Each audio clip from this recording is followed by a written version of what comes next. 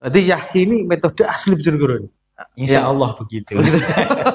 Setelah pulang, beliau Yai Aksin itu manggil saya, sudah kamu membuat metode sendiri. Disitulah saya dimantapkan lagi. Sudah ini jadi, nanti kata sambutannya saya tulis di Mekah biar dapat barokah. Yang selama yang paling tua itu mungkin metode Iqra gitu. Kiroati. Semua metode itu banyak yang dari Kiroati. Metode itu bukan sesuatu yang paten, bisa berubah mengikuti perkembangan zaman. Karena gitu. itu buatan manusia. Yang nggak berubah, yang nggak boleh berubah Al-Quran. Atau metode membacanya bisa berubah. Bisa berubah karena itu metode. Yahki itu 1,5 tahun itu khatam jilid.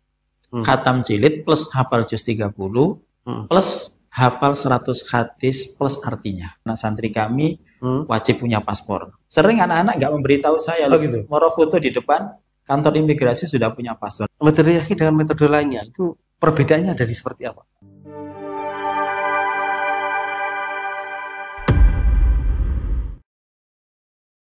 Selamat datang di Radar Bojonegoro Podcast, sebuah program yang akan mengedukasi dan menginspirasi kita semua.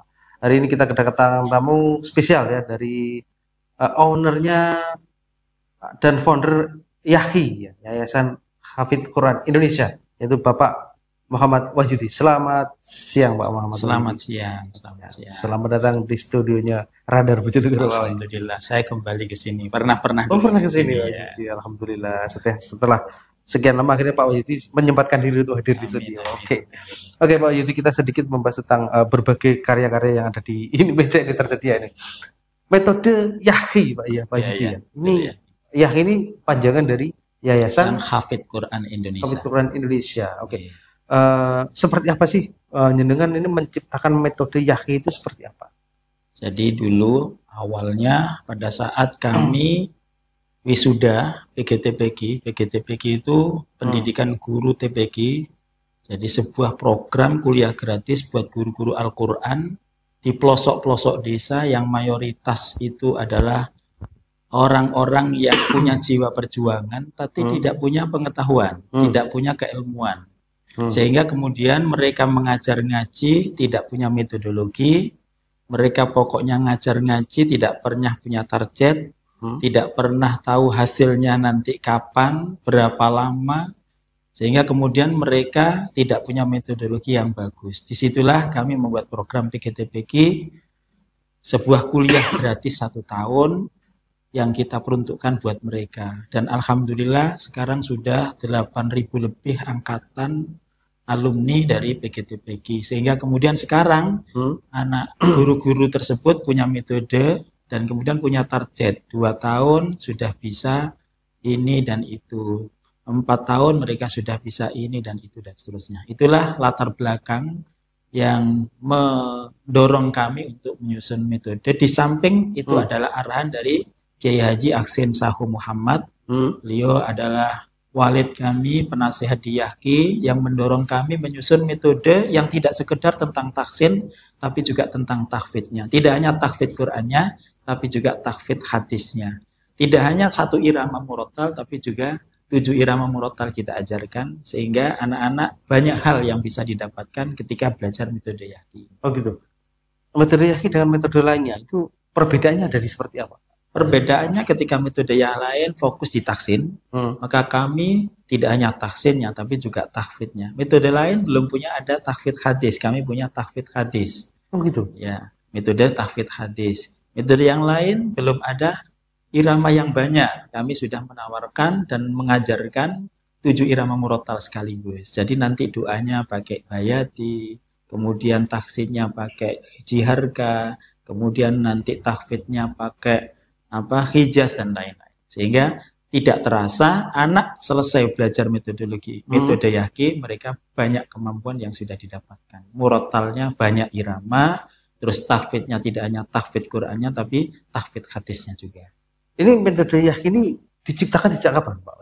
2016. Jadi pada saat itu, pada saat selesai kuliah wisuda PGTPG di Cepu, tepatnya di PT KAK Migas Cepu. Setelah pulang, beliau Yai Aksin itu manggil saya, sudah kamu membuat metode sendiri, nanti saya yang taskhih, nanti saya yang nulis kata pengantar dan kata sambutannya. Akhirnya saya masih belum yakin ketika itu apakah betul ini waktunya saya menulis. Setelah pulang, ya tepatnya di Ngerau, Gayam, ada masjid. Saya mau sholat asar. Ternyata Mbak Yai Aksin itu sholat sama Bu Nyai, sama supirnya. Dipanggil lagi, ayo ndang nulis. Nanti saya memberi kata sambutannya, saya tak taskeh dari isinya. Setelah sholat, kemudian saya pamit sama beliau. Setelah jadi, saya ngebel beliau. Beliau pas itu ada di Sidoarjo, tepatnya di rumah Ketua DPRD Sidoarjo. Akhirnya saya bilang, sudah kamu ke sini saja, karena kereta saya jam 8, sampai nanti datang kalau bisa subuh pas, sehingga nanti habis subuh sampai jam 6 kita bisa ngomong-ngomong. Akhirnya saya datang ke sana, ke rumah dinas dari Ketua DPRD Sidoarjo. Disitulah saya dimantapkan lagi, sudah ini jadi, nanti kata sambutannya saya tulis di Mekah biar dapat barokah. Itu sejarah dari metode. Oke, metode di Indonesia itu ada kira-kira yang diketahui ada berapa? Kemarin 2 tahun yang lalu bulan Ramadan kami diundang oleh Kementerian Agama dari beberapa penulis metode di Indonesia. Metode membaca Al-Quran itu dikumpulkan, kemudian diajak menyusun, membuat buku ensiklopedi metodologi pembelajaran Al-Quran yang ada di Indonesia. Salah satunya adalah metode Yakin. Ya. Berarti ini sudah diakui oleh Kementerian Agama? Sudah. Bahkan sudah masuk dalam buku ensiklopedi metodologi pembelajaran Al-Quran yang ada di Indonesia. Gitu. Yang selama yang paling tua itu mungkin metode Iqra gitu ya? Qiraati. Ya. Bukan Iqra itu? Bukan. Iqra itu, ya semua metode itu banyak yang dari Qiraati. Qiraati, kemudian muncul Iqra, ada tilawati, kemudian ada at-tartil, tartilan, dan lain sebagainya. Itu adalah metode. Metode itu bukan sesuatu yang paten, bisa berubah mengikuti perkembangan zaman. Karena itu buatan manusia. Yang nggak berubah, yang nggak boleh berubah Al-Quran. Atau metode membacanya bisa berubah? Bisa berubah karena itu metode. Gitu. Berarti Yakin ini metode asli Bojonegoro. Insya Allah begitu. Jadi ini Yakin ini lahir dari Bojonegoro ya. Memang sudah dipatenkan oleh, diakui oleh Kementerian Agama. Ada berapa jilid nih kira-kira Yakin seperti ini? Hai, kamu kehilangan STNK? Tak perlu khawatir, langsung saja menuju kantor Radar Bojonegoro. Nah, sampaikan ke petugas jika ingin pasang iklan STNK hilang. Biaya pasang iklan STNK hilang cuma Rp68.000 saja. Ini ada jilid PAUD, ada pra-jilid, ada jilid 1, 2, 3, 4, 5. Tapi nanti ada revisi, yang pra-nya kami hilangkan. Jadi jilid PAUD langsung jilid 1 sampai jilid 5. Rencananya begitu. Kira-kira berapa lama kira-kira untuk belajar jilid Yakin ini sampai selesai? Yakin itu 1,5 tahun itu khatam jilid. Khatam jilid plus hafal juz 30 plus hafal 100 hadis plus artinya. Gitu. Jadi selesai itu hafal doa-doa harian dan doa-doa sholat plus prakteknya. Gitu. Metodenya sama seperti itu? Iya. Setelah selesai dari metode ini, nanti masuk Quran 1,5 tahun. Sehingga khatam Quran 1,5 tahun, hafal ghoroibul Quran, hafal materi tajwid dasar, kemudian hafal dasar-dasar imla dan tahsinul khot. Selesai 3 tahun. Artinya 3 tahun, anak-anak biasanya belajar itu mulai TK. Kalau belajar mulai TK, berarti dia kelas 1 naik kelas 3, sudah tuntas Qur'annya, sudah bisa 7 irama murattal, sudah bagus tahsinnya, sudah punya hafalan beberapa juz, sudah hafal ratusan hadis. Ini konsep yang kita kembangkan dan kita bangun. Dan nanti ada metode lanjutan untuk diniyahnya. Kan tadi untuk TPQ. Ya. Untuk diniyahnya itu ada namanya metode Yahki akselerasi. Nah, metode Yahki akselerasi itu bagaimana anak-anak diniyah itu bisa membaca kitab kuning Safinah plus makna Jawanya, plus targebnya, plus dalil alfiyahnya nomor berapa dan artinya apa. Kita nggak kitab besar. Kitab bukan Fathul Qorib atau Takrib, apalagi Mu'in Wahab, tidak. Kita fokus bagaimana Safinah dulu. Sehingga anak-anak lulus dari MI atau SD, mereka sudah bagus Qur'annya, sudah punya hafalan Qur'an yang bagus, yang banyak, punya hafalan hadis yang bagus dan banyak, plus dia punya kemampuan dan dasar-dasar ilmu nahwu, sorof, i'lal dan lain-lain. Sehingga begitu masuk pesantren, mereka tidak lagi dari dasar, tapi bisa masuk ke kelas-kelas yang menengah. Oh gitu. Yahki ini sudah diterapkan di mana saja? Artinya adakah pesantren yang menerapkannya atau TPQ selain TPQ jenengan ini sudah mengadopsi Yahki ini? Alhamdulillah sudah banyak kabupaten termasuk di luar Jawa, termasuk di Bekasi, di Jakarta. Tapi yang paling banyak sementara di 4 kabupaten, di Blora, Bojonegoro, Tuban dan Lamongan.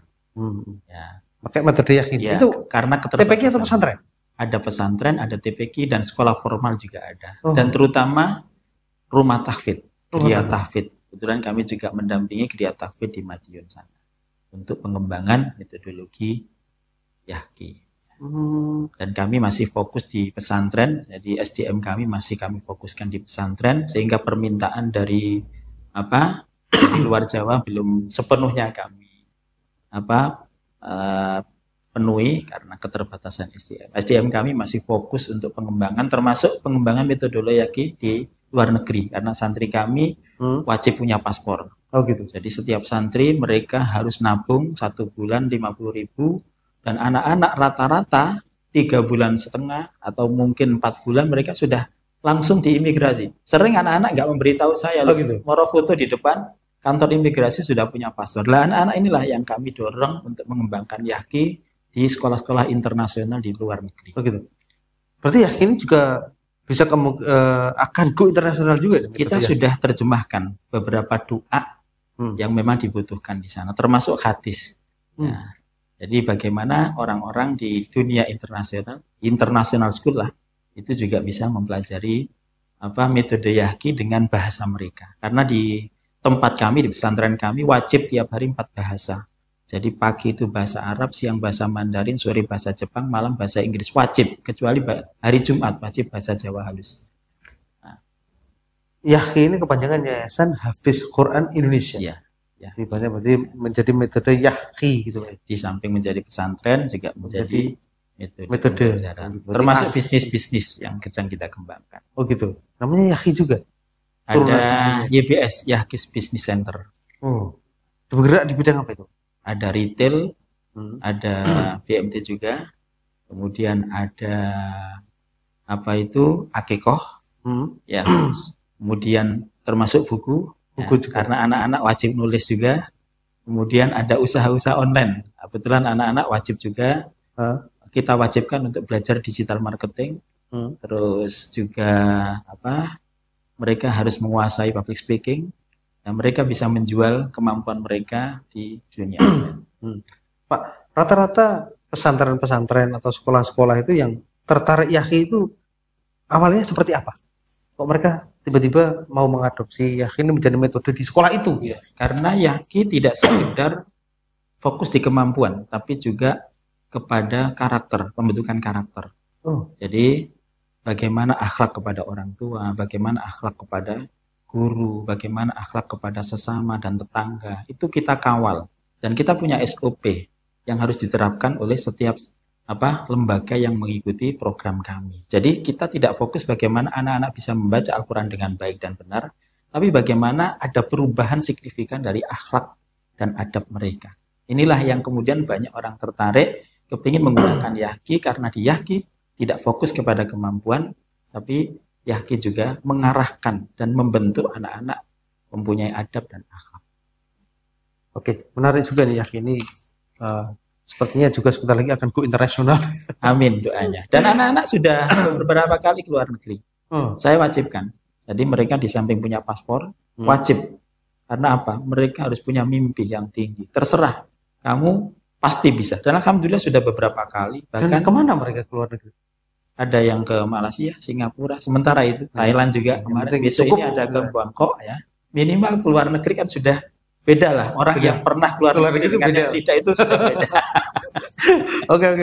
Saya dorong juga Eropa. Jadi kebetulan saya baru 3 bulan yang lalu di Eropa juga begitu. Sudah saya bangun anak-anak. Coba kamu ikuti saya. Saya sudah ke sana, kamu harus juga bisa ke sana. Meskipun ke sana itu cuma melihat saja, rekreasi misalnya begitu. Saya harapkan mereka tidak sekedar rekreasi, tapi mereka harus punya jaringan. Oh gitu. Sekolah-sekolah Islam internasional. Di sana banyak komunitas anak-anak orang Indonesia. Tapi bahasa bisa Pak ya? Sudah, karena setiap hari sudah 4 bahasa. Oh gitu. Jadi anak-anak wajib. Begitu. Kalau pagi itu wajib bahasa Arab. Nggak ada. Kalau enggak, mereka kena ikop, namanya jilbab mukhalifatul lugha, pelanggar bahasa. Begitu. Jadi kalau ada jilbabnya kok beda, berarti dia ngomongnya tidak sesuai dengan jadwal. Bahasa apa aja? Bahasa Arab. Bahasa Arab, bahasa Jepang, bahasa Mandarin, bahasa Inggris. Itu 4 yang wajib setiap hari diomongkan di pesantren. Kalau tidak, dia akan kena ikop dan pulangnya pesantren liburannya sesuai dengan pelanggaran yang dia lakukan. Jadi libur kami tidak berdasarkan kalender pendidikan, tapi berdasarkan dengan akhlak mereka. Jadi kalau mereka bagus akhlaknya, dia pulang lebih awal. Nanti di rumah kok bagus akhlaknya, dia bisa kembali lama di rumah. Ya, itu yang kita kembangkan seperti itu. Oke, Pak Wahyudi, sepertinya waktu juga akan membatasi. Demikian adalah pembahasan kita Siap. tentang metode Yahyi. Ya, gitu. Nanti kita akan disambung di edisi selanjutnya. Siap. Demikian Makasih. sahabat Radar Bojonegoro, apa yang kita diskusikan tadi semoga menjadi edukasi dan inspirasi untuk kita semua. Assalamualaikum warahmatullahi wabarakatuh. Waalaikumsalam warahmatullahi wabarakatuh.